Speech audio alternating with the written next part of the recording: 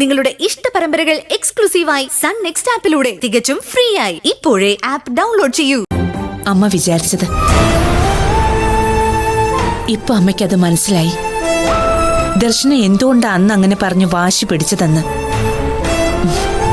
എന്റെ മുറിയിൽ എന്നോടൊപ്പം അഞ്ജന സുരക്ഷിതയാണെന്ന് അമ്മ കരുതി.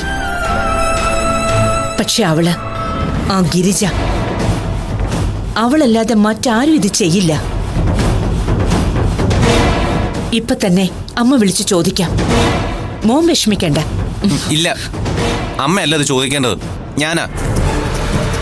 ഇന്നലെ വരെ എല്ലാം എനിക്ക് വേണ്ടി ചെയ്തത് അമ്മയാ.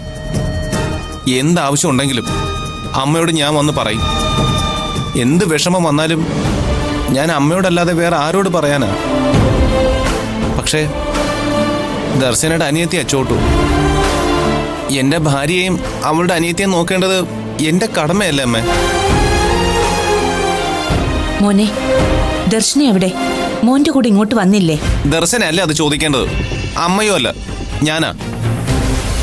ഞാനത് ചോദിക്കും. അമ്മ എന്നെ തടയണ്ട. മോനെ, മോനെ.